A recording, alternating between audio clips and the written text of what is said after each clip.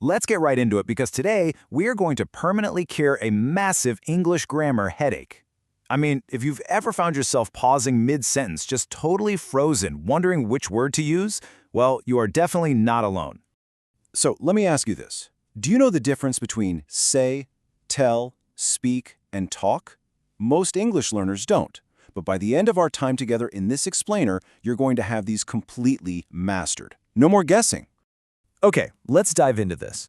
Picture a super simple everyday scenario. Your friend walks into the room right now. You smile, and you say the word, hello.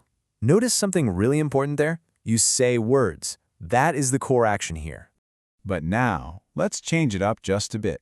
Imagine your friend sits down and asks, "Hey, what happened?" In response to that, you tell your friend the story. See the difference? You aren't just putting words out into the air anymore. You're actually directing that information to them. So here's the absolute crucial point to remember. Say focuses entirely on the words themselves. Tell, on the other hand, focuses on giving information to someone. Here is your golden rule to live by. You usually say something, but you tell someone something. Let's look at a really quick comparison. We have, she said, I'm tired, versus she told me she was tired. Notice how in that second sentence, the verb tell almost always has a specific person right after it. She told me. You would literally never say, she said me. It just sounds off, right? All right, let's move on to our next pair of verbs and see how this builds. Imagine you're standing up at the front of a room giving a formal presentation to an audience. In this scenario, you are speaking to the crowd. It carries a certain professional weight, right? It's serious. Now, contrast that formal presentation with this situation. You're just hanging out, maybe chatting with your best friend over coffee. In this case, you are simply talking with your friend. There's no podium, no big audience, just a totally relaxed exchange. Now, what's really interesting about this is how simple the distinction actually is when you break it down. Speak sounds more formal, talk sounds more casual. Honestly, it's really all about the vibe and the setting of your communication. Let's rapidly run through a few formal examples. The president spoke to the nation. Or say you're calling a business with a problem. Can I speak to the manager? You can immediately feel that level of formality in those situations, which is exactly why we use speak.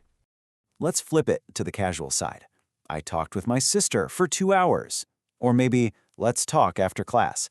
These are very relaxed, everyday situations, and the verb talk just naturally fits perfectly here.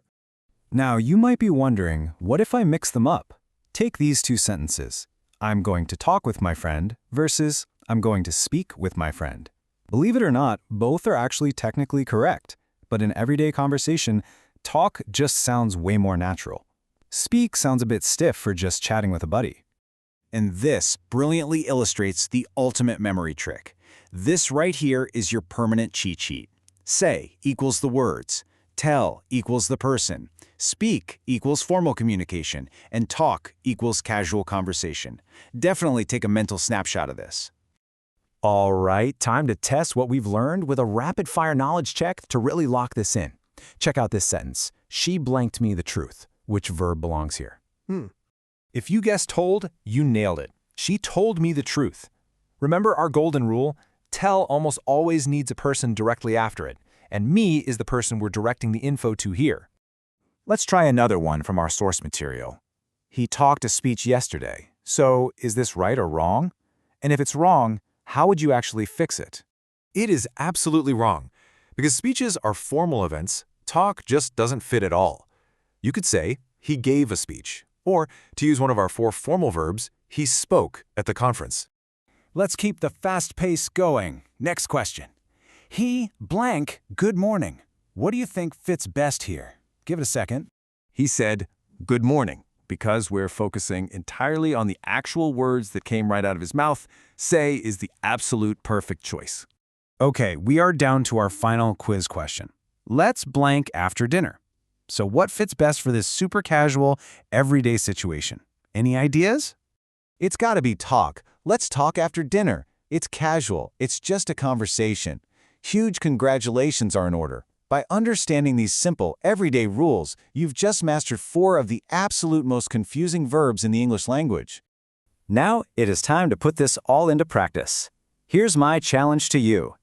Prove your new knowledge by writing exactly one sentence using each of these 4 verbs down in the comments below. Really show me what you've learned. Thanks for joining this explainer. And hey, if you found these 4 words tricky, just wait until we tackle make versus do next time. Seriously, I can't wait to read your sentences.